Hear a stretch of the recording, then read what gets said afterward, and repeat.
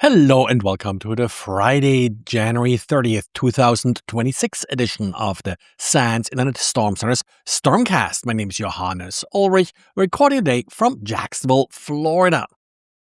And this episode is brought to you by the SANS.edu Graduate Certificate Program in Cloud Security. Google announced today that it did take down the world's largest residential proxy network. At least that's what Google is claiming here. And residential proxy networks have been in the news quite a few times of the last year. Now, in the past, and I'm talking about sort of 10 years or so ago, when we talked about these type of proxy networks, what we usually talked about was compromised IoT devices.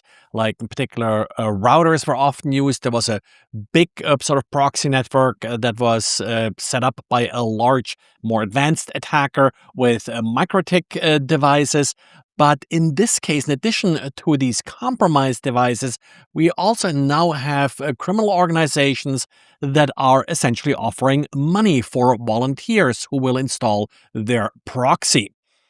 It's not always clear to these volunteers that what they're doing is actually contributing to attacks and to illegal activity. In part, you could also talk about Tor here, and someone setting up a Tor exit node is a little bit similar in this sense. But of course, Tor exit nodes are usually publicly known and people can block them. What really differentiates these residential proxy networks is that they are taking advantage of average residential IP addresses that are very difficult, if not impossible, to distinguish from normal traffic. What Google took actually down here was some domains that this group used in order to advertise and manage their proxy network. The individual users that set up these proxies, they probably still have these proxies running. And that's something that if you know of anybody or if you have yourself installed some of this software, you may want to take a look at and consider uninstalling this software. There are still others out there, and I assume Google sort of is making it currently a little bit of focus. We have seen this over the last few months to go after some of these residential proxy networks because they are causing quite a bit of pain for their defense. Well, and whenever there is a big breaking news story, there tends to also be malware associated with it. This time, it's all the news about Clawdbot, or as it has rebranded itself now as Moltbot. There are a couple of different sightings of malware that either attempts to claim to be a Clawdbot replacement or some kind of add-on.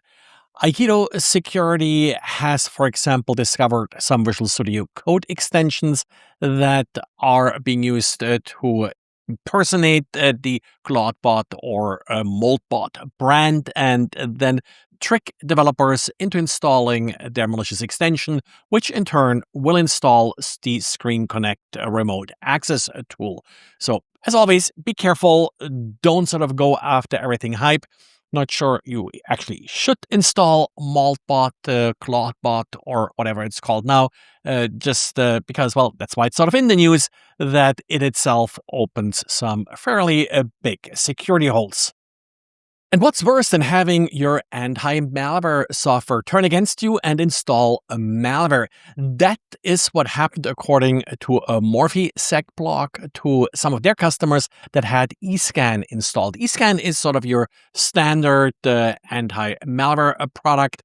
And it was actually in the news like 2 years ago for its insecure update mechanism being exploited to install malware. This time, the attacker actually compromised the eScan update infrastructure and was able to push what looked like a legitimate update to eScan customers.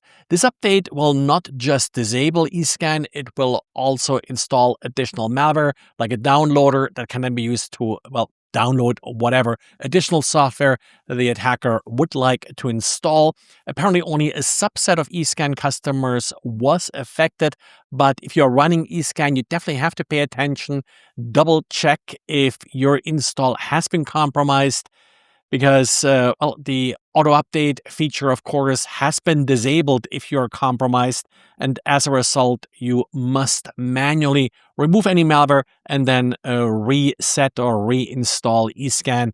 So contact eScan there for additional advice. I'll link to the MorphiSec blog, which also has some indicators of compromise you can use. Then we have another pickle-related vulnerability in PyTorch. In this case, even if you enabled the waits-only feature, which should not load any Python code, while it doesn't load Python code, if there is a malicious path file, this could actually then lead to arbitrary code execution via memory corruption. So update PyTorch and make sure, as usual, whenever you download any models, that you know where they come from. After all, you are loading some form of Python code when you're doing that. Well, and that's it for today. Thanks for listening. Thanks for liking and subscribing to this podcast, and talk to you again on Monday. Bye.